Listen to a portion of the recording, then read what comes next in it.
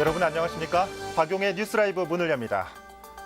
우리나라가 OECD 국가 중 결핵 발생률 1위라는 오명을 안고 있죠.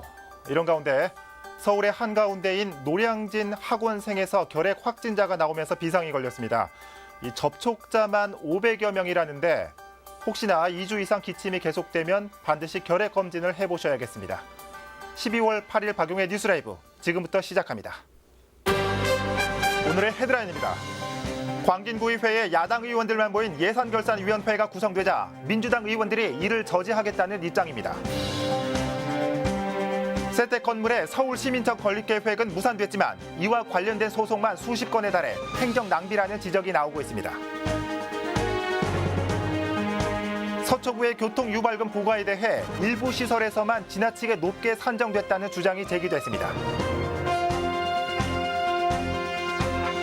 몰려드는 관광객들로 거주민들이 몸살을 앓고 있는 종로구 일대에 대한 대책 마련이 진행됩니다.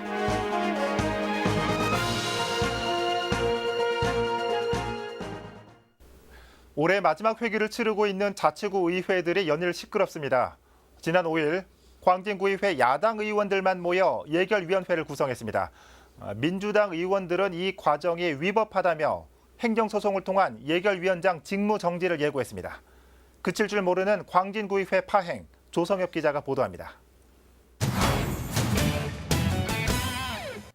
내년도 예산안 심사 중 갑자기 더불어민주당 의원들이 자리를 뜹니다. 지난 5일 자유한국당과 국민의당 의원만 모여 국민의당 김기란 의원을 예결위원장으로 뽑은 것에 불만을 표시한 겁니다. 그러면서 민주당 의원들은 이번 예결특위 구성이 모두 위법하다고 주장했습니다.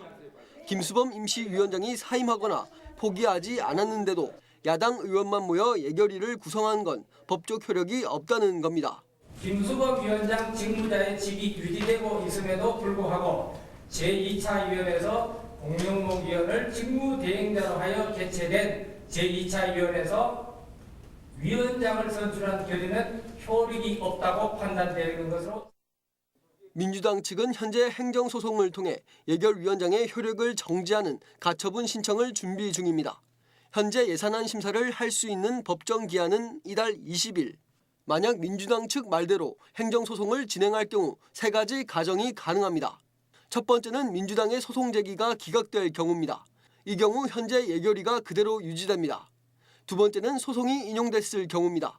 최소 10일 이상 소송 기간이 걸리는 만큼 일러도 이달 18일경 소송 결과가 나오는데 소송 결과 예결위 구성이 무효화된다고 하더라도 예산안 심사 기한은 이틀밖에 남지 않습니다. 이틀 동안 예결위를 다시 구성해 예산안 심사를 해야 한다는 겁니다.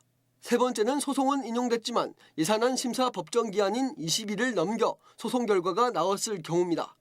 만약 소송 결과 예결위 구성이 원천 무효가 되면 예산안 심사도 무효가 돼 다시 회기를 잡아 예산안 심사를 할 수 있습니다. 하지만 시간과 인력이 낭비될 여지가 있습니다. 현재 자유한국당과 국민의당 의원들은 지방자치법 54조 등에 따라 절차상 문제가 없는 예결위 구성이었던 만큼 민주당의 소송에 대해선 크게 신경 쓰지 않겠다는 반응입니다. 현재로선 예산안 심사가 자칫 어느 한쪽으로 편중될 우려가 있는 만큼 양측의 원만한 합의를 통해 공정한 예산안 심사에 집중하는 것이 우선으로 보입니다. 딜라이브 서울경기 케이블TV 조성엽입니다. 이런 파행은 비단 광진구의회만의 얘기는 아닙니다. 중구의회에서는 편파 보도를 한다는 이유로 특정 언론에 대한 취재를 거부하면서 회의 일정이 변경되는 사태가 벌어졌습니다. 진기훈 기자입니다. 지난 1일 구정질문이 예정된 중구의회에서도 의장이 특정 언론이 편파 보도를 일삼는다며 해당 언론의 취재를 거부해 회의가 시작조차 되지 못한 초유의 사태가 벌어졌습니다. 편파 보도 건수가 16건이라며 해당 언론의 문제점을 제기한 의장과 편파 보도를 한 적이 없고 회의장 퇴장 조치를 받아들일 수 없다는 해당 언론이 맞서면서 구정질문은 시작조차 못했습니다. 편파 보도의 극치입니다. 빨리 나가세요. 의장 개인의 잣대로 편파 보도라고 얘기하시는 건 명예훼손입니다. 명예훼손하셨습니다 지금. 언론을 왜 공개하는 거예요? 16건입니다. 경찰. 아니 특정을 중구의회 규정에 따라 의장이 촬영 등의 취재를 제한할 필요가 있다고 판단한 경우 제한할 수 있다는 겁니다. 하지만 상위 법령인 지방자치법 제65조에는 비공개로 진행할 경우 의원 간 의결을 거쳐야 한다는 규정도 있지만 의결 절차가 없어 논란이 된 겁니다. 결국 중구의회가 구정질문을 한 주 연기한다는 결정을 내리면서 8일에 예정돼 있던 내년도 본예산 심사 일정도 12일로 연기되는 차질을 빚게 됐습니다. 올해 구정의 잘잘못을 살펴보는 구정질문과 내년도 본예산안 심사 등 중요한 현안들이 논의되는 정례회가 의회 안팎의 갈등으로 파행을 거듭하고 있습니다. 딜라이브 서울 경기 케이블 TV 진기훈입니다.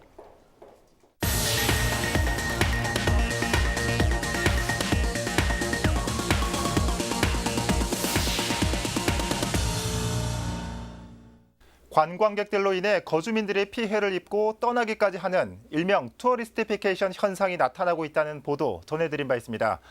종로구가 투어리스티피케이션 피해를 줄이기 위해 연구 용역을 진행하고 그 결과를 토대로 대책 마련에 나섰습니다. 송지현 기자입니다. 종로구가 실시한 연구 용역 결과에 따르면 종로구를 찾는 관광객은 하루 평균 30만 명에 달합니다. 종로구 주민이 16만 명인 것을 감안하면 거주민의 2배 가까이 되는 관광객이 매일 종로를 방문하고 있는 겁니다. 시간대별로는 오후 2시에서 6시 사이에 전체 관광객이 가장 많고 외국인 관광객 수는 새벽이나 아침 시간대에도 많은 것으로 나타났습니다. 특히 주거지인 세종마을과 북촌 한옥마을, 이화마을 등의 관광객이 밀집해 있는 상황입니다. 현장 조사에서 주민들은 소음 피해와 쓰레기 무단 투기, 사생활 침해, 불법 주정차 등으로 인한 피해를 입고 있는 것으로 나타났습니다.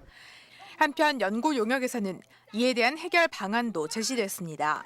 먼저 관광 시간을 설정해 출입을 제한하고 특정 지역에 몰리는 관광객을 분산해 거주민들의 피해를 줄이는 방안입니다. 또 쓰레기 무단 투기, 소음과 노상방뇨 등의 금지 행동 위반 시 명확한 규정을 마련해 처벌하는 방법, 마을 커뮤니티 공간과 주민 참여 프로그램을 마련해 지속적인 교류 기회를 개발한다는 내용 등입니다. 대책들이 많이 나왔는데 이거를 일방적으로 종로구가 주도해서 직접적으로 진행하는 게 아니라 먼저 주민들의 입장을 들어보고 주민들과 같이 조율을 해서 주민들이 그 정책을 결정하고 조율해서 만들어 나갈 수 있도록 종로구는 연구 용역 결과를 바탕으로 주민, 전문가, 관련 부서와 실효성을 검토한 후 단계적으로 정책을 수립해 종로구 일대 투어리스티피케이션 피해를 줄여나가겠다는 계획입니다. 딜라이브 서울 경기 케이블 TV 송지현입니다.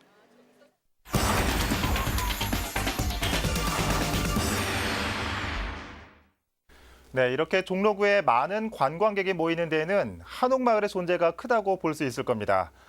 저도 가끔 북촌 한옥마을을 갈 때마다 한 번쯤 살아보고 싶다는 생각도 들었는데 비단 저만 그런 건 아닐 겁니다. 서울시가 이런 수요를 반영해 주거용 공공 한옥을 임대한다고 합니다. 어떤 내용인지 현장에 나가 있는 취재기자 연결해 보겠습니다. 김동훈 기자. 네, 저는 지금 종로구 가회동에 나와 있습니다. 네, 지금 김 기자가 나가 있는 공공 한옥을 주거용으로 임대를 한다고요? 네, 그렇습니다. 제가 지금 나와 있는 이곳은 종로구 가회동에 위치한 한 공공 한옥입니다. 네. 먼저 공공 한옥이 어떤 곳인지 궁금하시죠? 이 서울시가 멸실 위기에 있는 한옥을 매입해 전통 공방과 문화시설, 그리고 역사 가옥 등으로 활용하고 있는 곳입니다. 이 공공 한옥은 주로 이 방문객들이 이용하는 공간인데요. 네. 하지만 앞선 기사에서도 살펴봤듯이 많은 관광객들이 모이면서 이 지역의 정주성이 침해되는 등 많은 문제가 제기됐습니다. 예. 이에 서울시가 이곳 공공 한옥을 이 지역 정체성을 보존하고자 주거용으로 임대를 하는 것인데요. 즉 서울 시민에게 이 한옥살이에 관심이 많은 서울 시민에게 예. 주거용으로 임대를 하는 것입니다. 예. 앞서도 얘기했지만 저처럼 이 한옥에 한 번쯤 살아보고 싶은 분들은 귀가 솔깃하실 것 같습니다. 김 기자가 어떤 공간들이 있는지 좀 설명 좀 해주실까요? 네, 제가 지금 나와 있는 이곳 공공 한옥도 기존 전통 공방으로 사용되었던 곳입니다. 예. 함께 들어가 보시겠습니다.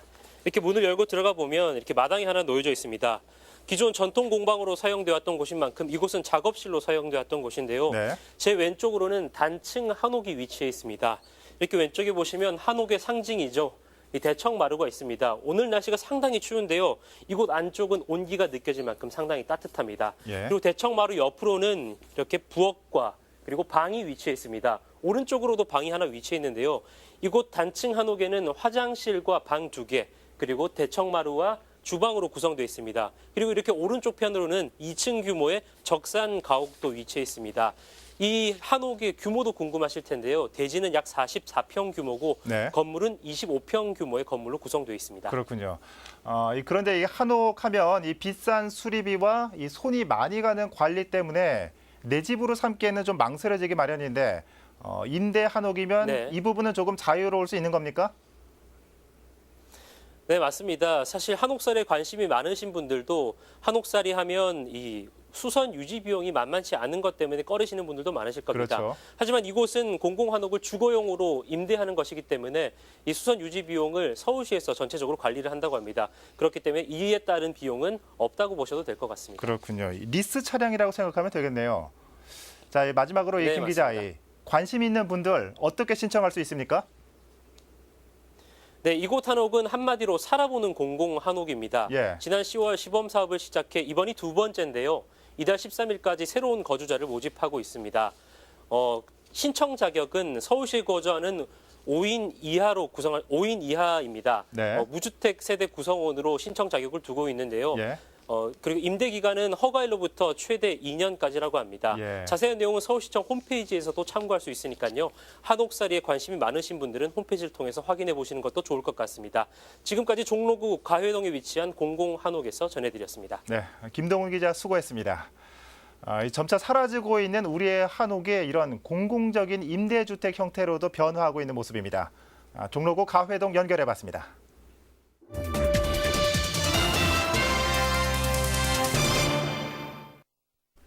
지난해 서울시는 강남구 세택에 시민청을 설치하지 않겠다며 한 발 물러선 모습을 보였습니다. 그런데 이와 관련해 수십 건의 소송전이 벌어지고 있어 시민들의 세금이 낭비되고 있다는 지적이 강남구의회 구정질문에서 나왔습니다. 지혁배 기자가 보도합니다. 세택 건물에 시민청 설치를 두고 맞붙은 서울시와 강남구. 1년 전 서울시가 계획을 철회했지만 강남구는 아직도 컨테이너 시설을 철수하지 않고 있습니다. 이와 관련해 강남구가 제기한 고발 건만 42건, 소송은 행정심판 3건을 비롯해 7건입니다. 아마 한 건축물에 대해서 비록 가설 건축물이라 할지라도 이렇게 소송이 많이 걸린 거는 강남구에서 그 소송을 제기한 것들 중에서도 최고치가 아닐까 싶은데, 하나는 이제 위법 사항을 시정하고자 하는 부분이고, 실제로 또 하나는 이곳을 복합 문화 공간으로 이제 신속히 개발을 하기 위한 압력의 수단으로 저희가 그렇게 하고 있습니다. 19건의 고발건이 걸려있는 건축가의 경우 현재까지 12건이 각하된 상황입니다. 대부분 구청장의 지시사항에 따른 조치입니다. 불필요한 고발과 소송전으로 혈세가 낭비되고 있다는 지적입니다.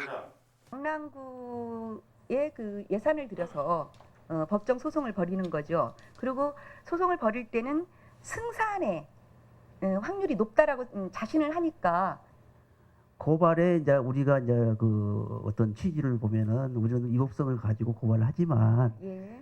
거기서 이제 검찰에서 볼 때는 이게 공공시설이라고 이제 봅니다. 그래서 공공성이 있기 때문에 그렇게 처벌할 사유가 되지 않는다. 그래서 각하를 한 것 같습니다. 또한 이 의원은 유독 세택에 대해서만 쓰레기 처리, 관리 감독을 강화하고 배출가스 특별 단속을 강도 높게 진행하고 있다며 편파 행정이라고 꼬집었습니다. 드라이브 서울 경기 케이블 TV 지역배입니다. 서초구는 그동안 교통 혼잡을 완화하기 위해 종합병원이나 호텔 같은 혼잡 유발 시설물에 대해 교통 유발 부담금을 부과하고 있습니다. 서초구의회에서는 일부 시설물의 경우 부담금 산정이 잘못돼 세금을 더 내고 있다는 문제가 제기됐습니다. 이재용 기자입니다. 도시교통정비 촉진법 시행령에 따르면 교통 유발 부담금의 부과 대상은 각 층의 바닥 면적 합이 1000제곱미터 이상입니다. 부과 대상 시설물엔 각 층의 바닥 면적 합과 단위 부담금, 교통유발 개수를 곱한 금액이 1년에 한 번 부과됩니다. 단 시설물이 주택단지에 위치한 경우엔 각 층의 바닥 면적이 3000제곱미터 이상부터 부과 대상에 해당합니다. 이준우 서초구 의원은 집행부가 시설 유형에 따라 적용하는 부담금을 잘못 산정해 부과하고 있다고 말했습니다.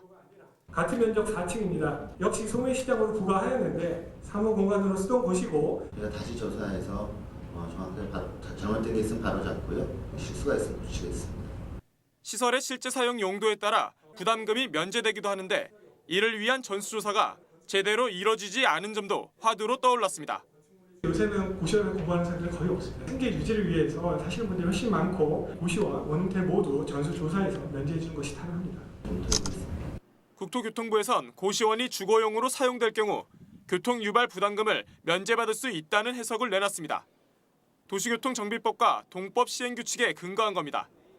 도시교통정비법 제36조 교통유발 부담금의 부과 징수를 보면 주거용 건물이나 비영리 공공단체가 직접 업무에 사용하는 시설물 등은 부담금을 부과하지 않는다고 나와 있습니다. 또 동법 시행규칙에서 교통유발 개수는 시설물이 실제 사용되는 용도의 개수를 적용해야 한다고 명시돼 있습니다. 이 의원은 교통유발 부담금 부과 오류에 대한 실태조사를 서초구에 요구한 상태입니다. 딜라이브 서울 경기 케이블TV 이재용입니다. 중구 회현동에는 구립 어린이집과 오래된 주민센터 등 여러 행정기관들이 분산돼 있습니다. 구는 행정 불편을 해소하기 위해 복합청사를 건립하는 공사를 시작했는데 현재 공사는 중단된 상태입니다. 어찌 된 이유인지 진기훈 기자가 취재했습니다. 가파른 언덕에 위치해 있어 통학 불편은 물론 아이들의 안전 문제도 꾸준히 제기된 회현동 구립 어린이집입니다. 불편한데 여기 언덕이라니까 아무래도 불편하시겠지. 힘들어요. 겨울 되면 눈이 같은데 비 같은 거 오면 미끄럽지요. 지어진 지 30년이 넘은 회현동 주민센터는 골목 안쪽에 자리 잡고 있어 접근성이 좋지 않습니다. 서로 떨어져 있고 이용도 불편했던 행정기관들을 한 곳으로 통합해 주민들의 불편을 덜어주기 위해 시작된 회현동 복합청사 건립 공사는 지난 4월 말 시작됐습니다. 하지만 현재 보시는 것처럼 공사는 중단된 상태고 부지 안에는 중구청의 제설 장비들이 보관돼 있는 상황입니다. 구는 지난 1월 공사를 담당하게 될 신세계 측과 실시 협약을 맺었습니다. 부지 조성을 위한 건축 공사 비용 등 사업비 200억 원을 신세계 측이 부담하는 조건으로 지상 1층 버스 주차장과 지하 공영 주차장 일부를 20년간 신세계의 사용 수익 시설로 정해 중구에 기부 체납하는 방식입니다. 문제가 발생한 건 지난 5월입니다. 공사 진행 중 예상하지 못한 지하 시설물이 발견되면서 철거 비용이 추가로 발생하게 된 건데 신세계 측과 중구가 이 비용을 서로 부담할 수 없다고 주장하면서 공사가 중단된 겁니다. 신세계에서는 추가 사업비 부담은 중구청에서 해야 된다. 협약서에 없는 내용들이었기 때문에 중구청에서 해야 된다. 우리는 신세계에서 해야 된다라는 내용이 계속해서 의견이 좁혀지질 않았습니다. 비용 부담 문제를 놓고 중구와 신세계가 맞서는 동안 부지 근처에 있는 우리은행이 청사 충수를 높여 사무실을 입주시키는 조건으로 공동사업자로 참여하겠다는 제안을 하면서 현재 중구청과 신세계, 우리은행이 다시 협약을 맺고 있는 상황입니다. 우리은행 측에서 공동으로 사업 시행을 했으면 좋겠다라는 의사표현을 해왔습니다. 그래서 공사를 중단하고 사업계획을 재수립하고 있는 상황입니다. 하여튼 최대한 빨리 이행을 해서 새로운 계약 체결부터 실시 설계, 다양한 심사 과정 등 향후 예측되는 사업 기간은 3년. 당초 계획대로라면 내년 3월 입주를 완료했어야 하지만 사업 기간이 늘어나면서 주민들의 불편은 계속될 것으로 보입니다. 딜라이브 서울 경기 케이블TV 진기훈입니다. 서대문구는 올 초부터 이화여대 앞 컨테이너몰을 추진하고 있습니다. 노점 상인들을 이동시켜 상인들이 정착할 수 있도록 돕는다는 겁니다. 하지만 컨테이너몰 입점을 두고 인근 노점 상인들은 여전히 반대 입장을 보이고 있습니다. 보도에 오신영 기자입니다. 이화여대 주변입니다. 먹거리와 액세서리 등을 판매하는 수십여 개의 노점상이 모여 있습니다. 서대문구는 올 초부터 이대 주변 도로를 정비하는 거리 개선 사업을 추진 중입니다. 신촌역사 인근에 컨테이너몰을 조성해 노점 상인들이 정착할 수 있도록 돕겠다는 겁니다. 노점상을 이동하는 이런 대상으로만 하지 말자. 노점상이 45개가 있는데 이분들을 정상적인 사업자로 만들어드리자. 지난 5일 이대 앞 컨테이너몰의 모습이 공개됐습니다.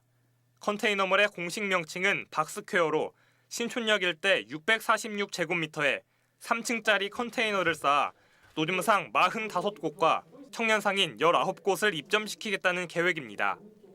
하지만 일부 노점 상인들은 컨테이너몰의 입점을 반대한다는 입장입니다. 여기서도 장사가 안 되는데 거기서 위진데 가갖고 뭐를 하겠어요? 반대예요. 거기는 왜 줬고요. 장사도 안 되고 우선 3층으로 만든다는 것도 말이 안 되고요. 현재 노점 상인 45곳 중 20여 곳만이 컨테이너몰 조성에 찬성 입장을 보이는 상황. 서대문구는 컨테이너몰 입점에는 강제성이 없는 만큼 간담회 등을 마련해 노점 상인들을 설득하겠다는 방침입니다. 딜라이브 서울 경기 케이블 TV 오신영입니다. 서울시가 마포구 광흥창역 인근에 역세권 청년 주택을 건립해 공급합니다. 시는 연세대와 서강대, 이화여대와 홍익대 등이 맞닿아 있는 광흥창역 인근 서강로에 청년 주택을 건립해 타 지역 출신 대학생들이 보증금 100만 원에 월 10에서 12만 원으로 입주할 수 있도록 할 방침입니다. 해당 부지는 민간 사업자 이랜드의 부지로 이랜드 측은 이미 청년 주택을 짓겠다고 시에 제안한 바 있습니다. 시는 이를 토대로 수요 조사를 진행했으며 강원도와 경상남북도 등 6개 지자체와 협업해 공공기숙사를 짓기로 정한 겁니다. 역세권 청년 주택은 연면적 3만 5천여 제곱미터 규모로 지하 5층, 지상 16층, 총 589실로 오는 2020년까지 건립됩니다.